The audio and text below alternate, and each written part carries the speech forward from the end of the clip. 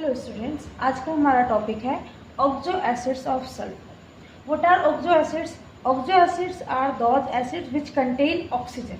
जो ऑक्सीजन को कंटेन करते हैं वो एसिड्स क्या होते हैं? ऑक्सो एसिड्स होते हैं। अगर वो सल्फर को कंटेन कर रहे हैं साथ में तो वो सल्फर के ऑक्सो एसिड्स हो जाएंगे। अगर फास्फोरस को कंटेन कर रहे हैं तो वो फास्फोरस के ऑक्सो एसिड्स हो जाएंगे। अब ऑक्सो एसिड्स जो होते हैं ना, वो कुछ ऑक्सो एसिड्स जो होते हैं वो अनस्टेबल होते हैं, कुछ फ्री स्टेट में एग्जिस्ट कर जाते हैं और कुछ जो है साल्ट की फॉर्म में एग्जिस्ट करते हैं। तो ऑक्सो एसिड्स हैं क्या एक्चुअल में? इट कंटेनिंग ऑक्सीजन, और ये फ्री स्टेट में भी रह सकते हैं। It can exist in free state, some of the oxo acids of sulphur in free state, aqueous solution, aqueous state में रह सकते हैं, और कुछ जो है वो साल्ट के फॉर्म में एग्जिस्ट करते हैं। और इनमें से कुछ एसिड्स जो होते हैं वो हाईली अनस्टेबल होते हैं और उनको आइसोलेट नहीं किया जा सकता।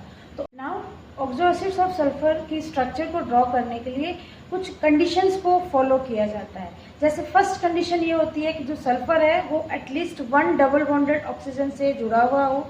सेकेंड कंडीशन क्या है कि एक OH बॉन्ड जो है उसके अंदर कंपल्सरी प्रेजेंट हो।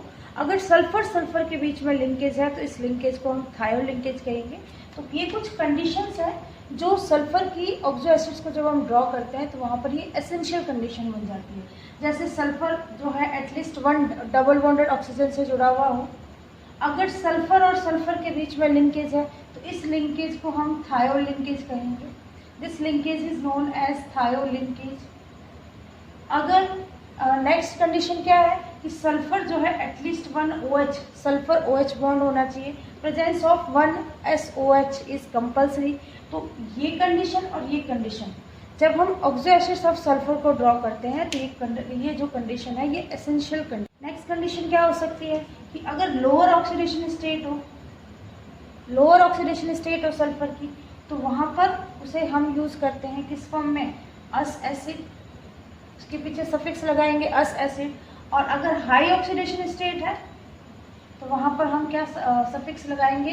इक एसिड। तो जब ज़रूरत से ज़्यादा कम हो जाए ऑक्सीजन एटम तो वहाँ हम एक और प्रीफिक्स यूज करते हैं, दैट इज हाइपो।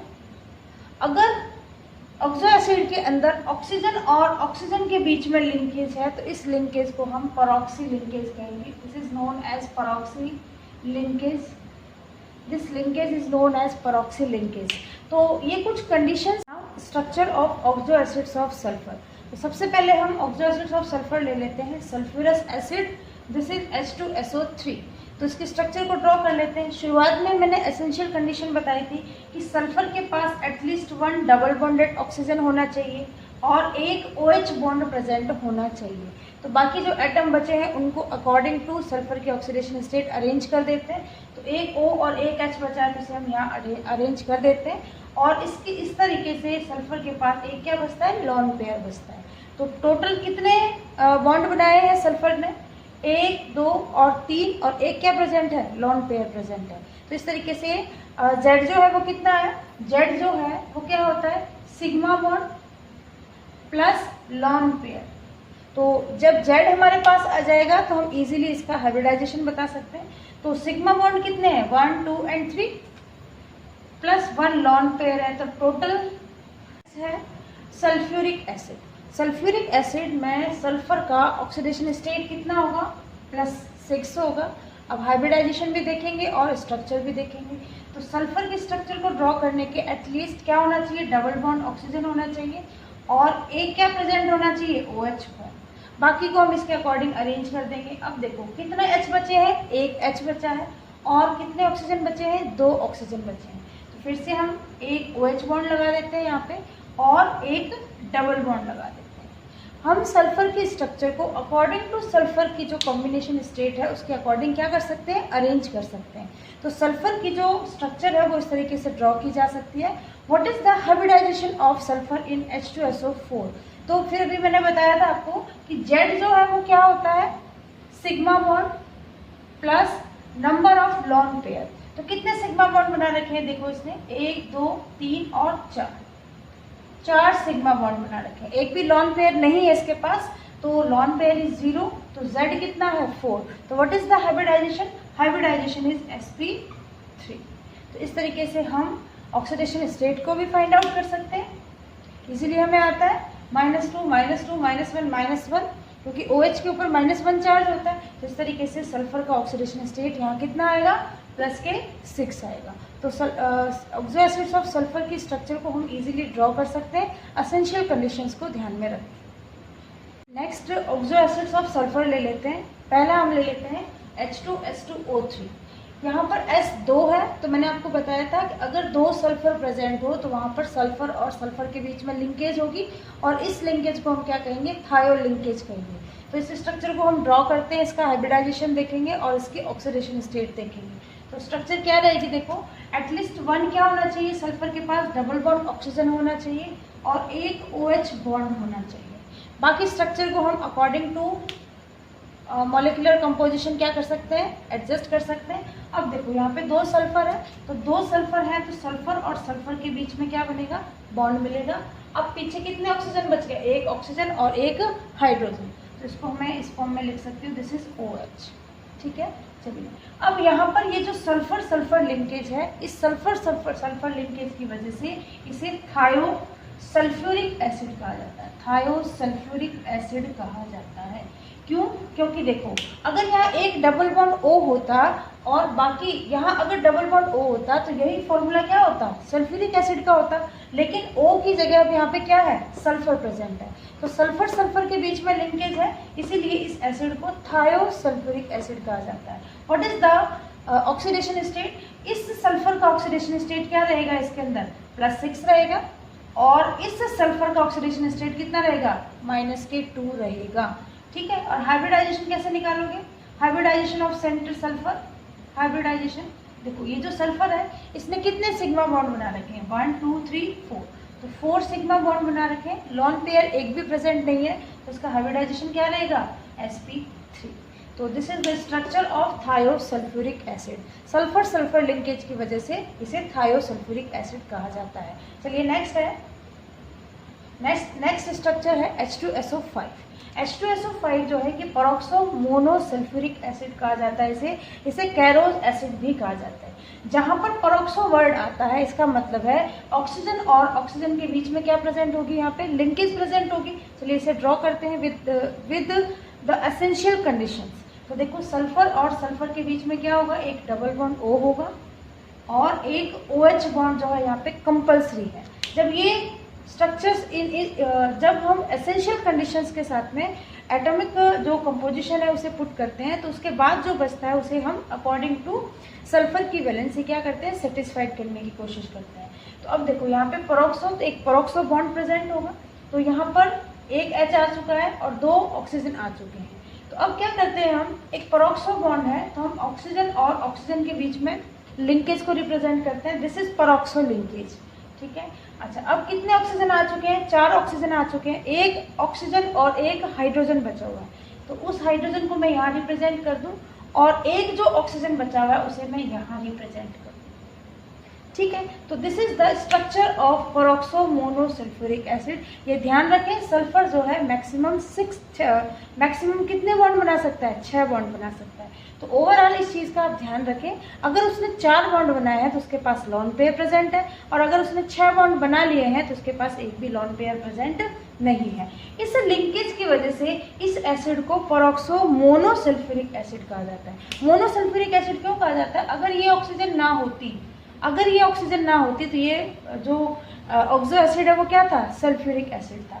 तो यहाँ पर सल्फर का ऑक्सीडेशन स्टेट क्या रहेगा, देखो इसका -1 है और इसका कितना है, -1 है ना। देखो ये OH जो है इसके ऊपर क्या चार्ज होता है, -1 चार्ज होता है, इसके ऊपर -2 है, इसके ऊपर -2। तो what is the oxidation state of sulphur, oxidation state sulphur का कितना होगा, +6 होगा। ठीक है, +6 ऑक्सीडेशन स्टेट होगा किसका, सल्फर का। अच्छा हाइब्रिडाइजेशन क्या होगा, 1 2 3 और 4, तो Z इज इक्वल टू क्या है, 4। तो hybridisation is sp3। Next structure आती है peroxo disulphuric acid. Peroxo disulphuric acid के नाम से पता लग रहा है कि इसके अंदर क्या क्या लिंकेज प्रेजेंट है। परऑक्सो मीन्स ऑक्सीजन और ऑक्सीजन के बीच में लिंकेज, और डाइसल्फ्यूरिक एसिड है तो इसमें सल्फ्यूरिक एसिड के 2 मॉलिक्यूल्स प्रेजेंट हैं। तो सबसे पहले सल्फर और सल्फर को हम ड्रॉ कर लेते हैं, और उसके लिए एसेंशियल कंडीशन क्या है कि sulphur at least 1 double bonded oxygen atom से जुड़ा हुआ होना चाहिए, और एक एक इनके पास क्या प्रेजेंट होना चाहिए, OH बॉन्ड प्रेजेंट होना चाहिए। बाकी के जो एटम बचते हैं वो इस तरीके से सेटिस्फाइड करने हैं सल्फर के साथ कि सल्फर की वैलेंसी 6 से ज़्यादा एक्सीड ना हो। सल्फर का ऑक्सीडेशन स्टेट जो है वो +6 को रिप्रेजेंट करेगा, तो सल्फर मैक्सिमम 6 बॉन्ड बना सकता है, कोवैलेंसी कहेंगे हम। तो सल्फर है वो मैक्सिमम 6 बॉन्ड की फॉर्मेशन कर सकता है। अब देखो पेरोक्सो लिंकेज है, तो वो पेरोक्सो लिंकेज जो है इन दोनों सल्फर एटम्स के बीच में होगी, ठीक है। तो अब कितने ऑक्सीजन एटम यहाँ पे हमने पुट कर दिए हैं, 1 2 3 4 5 और 6, 2 और बच गए। इसका मतलब है कि यहाँ पे double bonded O and double bonded O। चलिए अब अगर मैं इसको डिवाइड कर दूं और इस O के साथ में H को पुट कर दूं तो दिस इज 1 सल्फ्यूरिक एसिड, और इसी तरीके से इस O के साथ में एक H को पुट कर दूं तो this is another sulphuric acid. तो इन दोनों सल्फ्यूरिक एसिड के होने की वजह से, 2 सल्फ्यूरिक एसिड प्रेजेंट होने की वजह से इसका नाम क्या हो जाएगा, पेरोक्सो लिंकेज होने की वजह से पेरोक्सो, और 2 सल्फ्यूरिक एसिड मॉलिक्यूल प्रेजेंट होने की वजह से इसका नाम हो जाएगा पेरोक्सो डाइसल्फ्यूरिक एसिड। चलिए अब ऑक्सीडेशन स्टेट क्या हो जाएगी इसमें, इसकी ऑक्सीडेशन स्टेट क्या रहेगी इसमें, +6 रहेगी, चाहे तो आप कैलकुलेट करके देख सकते हैं। चलिए हाइब्रिडाइजेशन क्या रहेगा, what is the hybridisation, hybridisation is, देखो इस सल्फर का देखो 1 2 3 और 4, कोई भी लॉन पेयर प्रेजेंट नहीं है, तो Z = 4, what is the hybridisation, hybridisation is sp3। तो this is the structure of peroxo disulphuric acid. Oxo acid है सल्फर का, पायरोसल्फ्यूरिक एसिड और ओलियम। पायरो मीन्स क्या होता है, जो हीट से इजीली क्या हो जाता है, डिकम्पोज हो जाता है, तो it is pyrosulphuric acid, it is also known as oleum. Oleum का मॉलिक्यूलर फॉर्मूला क्या होता है, H2S2O7। स्ट्रक्चर को हम ड्रॉ करते हैं, सल्फर और सल्फर। एसेंशियल कंडीशन क्या है, 1 double bonded oxygen at least present and also 1 OH bond each sulphur atom. चलिए अब बाकी जो है कितने ऑक्सीजन बच गए, 3 ऑक्सीजन एटम बच गए, तो यहाँ पर और दोनों हाइड्रोजन जो है वो हम यहाँ पुट कर चुके हैं, तो यहाँ पे double bonded O, double bonded O। अब एक ऑक्सीजन जो बचा है वो हम किसके बीच में पुट कर देंगे, सल्फर और सल्फर के बीच में। तो इस तरीके से इस ऑक्सो एसिड की स्ट्रक्चर को हम ड्रॉ कर सकते हैं।